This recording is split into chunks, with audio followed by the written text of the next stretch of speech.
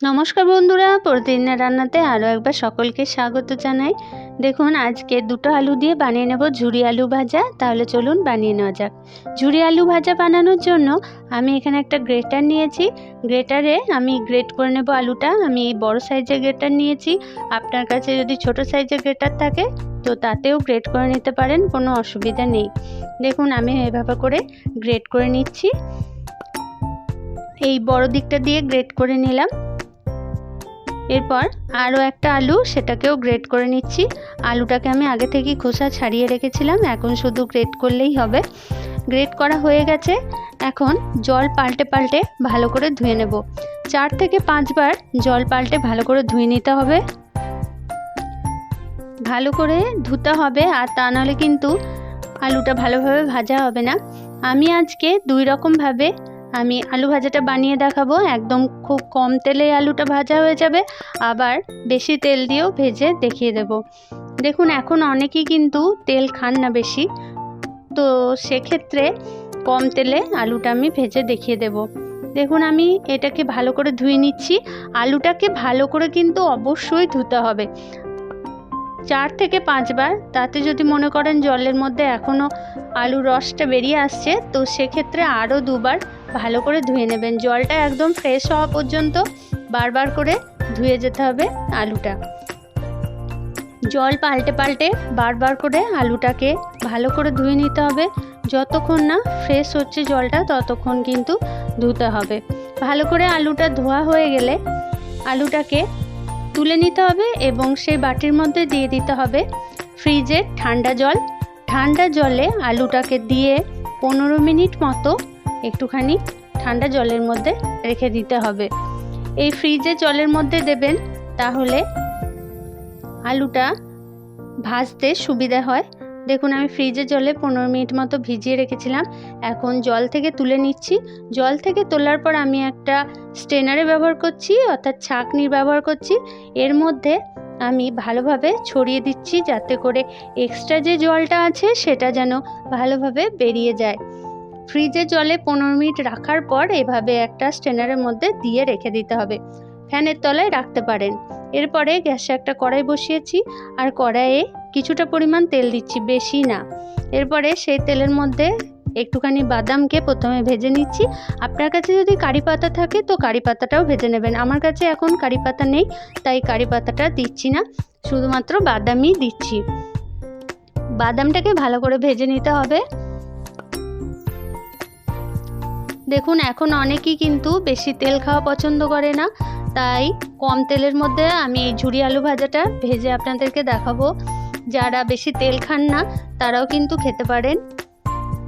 এই অল্প তেলের মধ্যেই আমি একটুখানি জল ঝরানো আলুটা দিয়ে দিচ্ছি।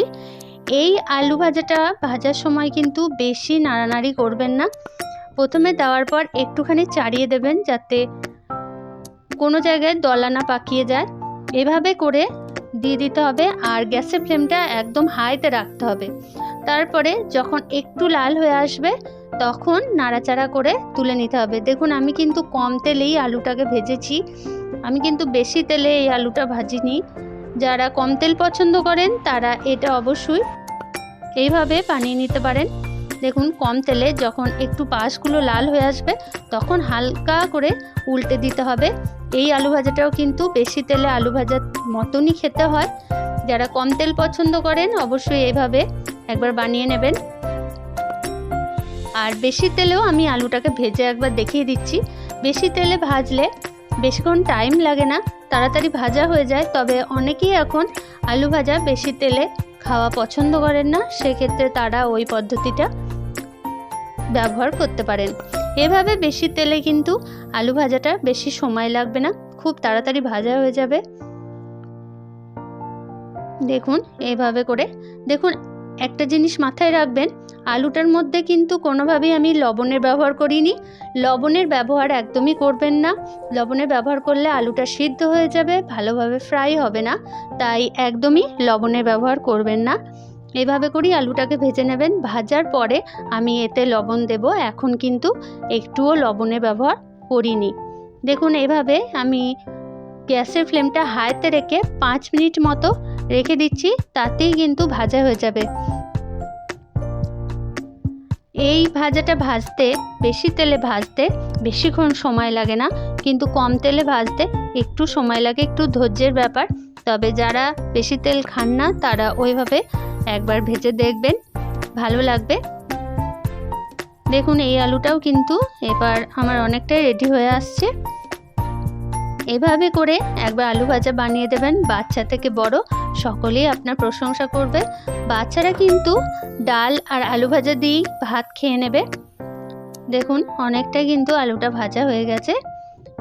এরপর আমি এটাকে তুলে নেব। এই আলুটা ভাজতে বেশিক্ষণ টাইম লাগে না, আর বিয়ে বাড়িতেও কিন্তু এইভাবেই বেশি তেলের মধ্যে আলুটাকে ভেজে থাকে। এখন স্বাস্থ্যের জন্য অনেকেই এই বেশি তেলে আলু ভাজা পছন্দ করেন না। দেখুন আলুটা ভাজা হয়ে গেছে। এখন আমি তেলটাকে ভালোভাবে ঝরিয়ে নেব। একটা ছাঁকনির মধ্যে নিয়ে নিচ্ছি যাতে করে তেলটা ভালোভাবে ঝরে যায়। দেখুন আমার রেডি হয়ে গেছে আজকে আলু ভাজা। গরম ভাতে আলু ভাজা আর ডাল পরিবেশন করুন, সকলে আপনার প্রশংসা করবে।